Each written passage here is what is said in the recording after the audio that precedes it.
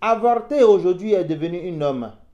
Tuer son propre enfant n'ébranle plus personne et se débarrasser automatiquement de son enfant, d'un nouveau-né, court les rues. Pourquoi cette situation? Tout ceci constitue les vraies causes des problèmes auxquels nous sommes confrontés dans le monde aujourd'hui. Bismillah, alhamdulillahi, wa salatu wa salam ala rasulillah. Chers frères en islam, assalamu alaikum wa rahmatullahi wa barakatuhu. Allah nous a interdit un certain nombre de comportements, on n'a pas respecté et nous voilà dans des difficultés.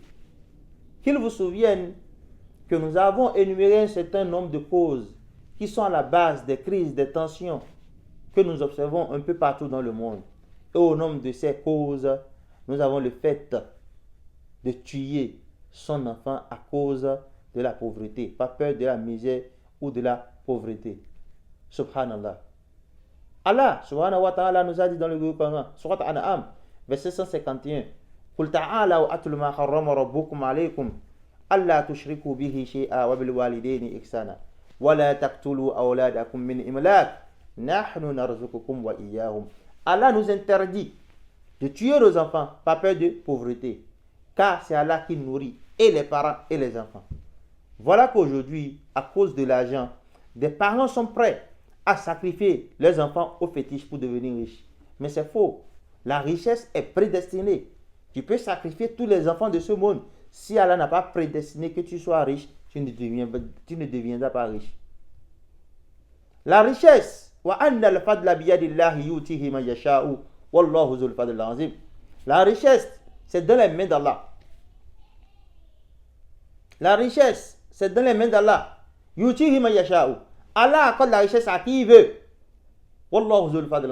Il est le seul détenteur de la richesse. Alors pourquoi nous nous déchinons? Nous voulons gagner l'argent à tout prix, par toutes les voies, par toutes les voies, par tous les moyens. Faisons très attention, chers frères en islam. Une jeune fille qui par erreur a avorté une fois, c'est un grand péché, certes, mais si elle demande la repentance auprès d'Allah, Allah va accepter cela. Mais malheureusement, beaucoup de jeunes filles aujourd'hui ont peut-être déjà avorté plus de 10 fois, plus de 15 fois. Subhanallah. Où est la crainte d'Allah? Où est la peur? Où est la crainte d'Allah? Alors que nous savons qu'un jour nous allons rendre compte, on va nous questionner sur tout ce que nous avons fait. Également, vous allez constater des parents qui sont prêts à aller jeter leurs enfants. Ils sont prêts à se débarrasser de leurs enfants sous prétexte qu'ils n'ont pas l'argent pour nourrir cet enfant. Qui vous nourrit, vous les parents? Et qui nourrit les enfants si ce n'est pas Allah? Qui en dehors Allah peut faire ça? Allah nous a dit, Nahnu narzuqukum wa iyyahum. C'est nous qui vous nourrissons et c'est nous qui nourrissons vos enfants. Alors pourquoi ne pas suivre les prescriptions d'Allah? Mon frère en islam, ma soeur en islam, il faut que nous retournons aux enseignements coraniques pour que nous ayons une vie meilleure. Mais nous n'allons pas finir notre séance de rappel de ce jour sans énumérer les responsabilités des parents sur les enfants.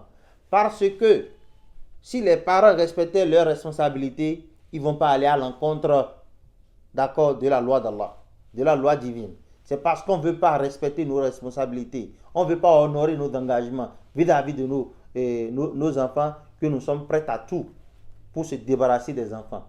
Alors, chers frères et sœurs en islam, la première responsabilité qu'incombe aux parents, c'est que le père choisit une bonne mère pour son enfant ou bien que la mère choisit un bon papa pour son enfant.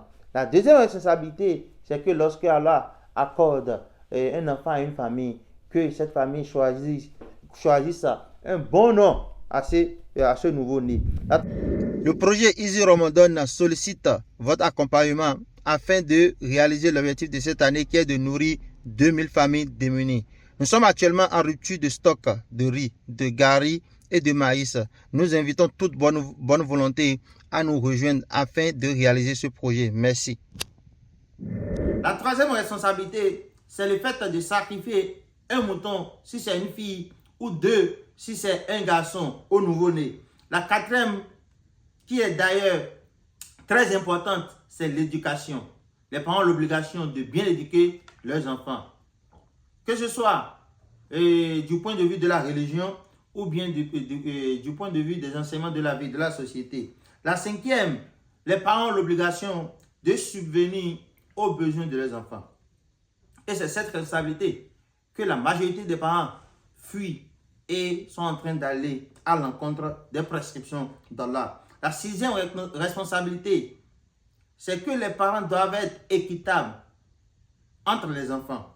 Et pour finir, la dernière, c'est que le parent doit accompagner son enfant jusqu'au mariage afin de l'aider à choisir un bon conjoint. Qu'Allah facilite la compréhension, qu'il accepte ceci de nous comme acte d'adoration et que nous compte parmi ceux qui écoutent sa parole et s'évertuent à l'appliquer de la meilleure manière. Assalamu alaikum wa rahmatullahi wa barakatuhu.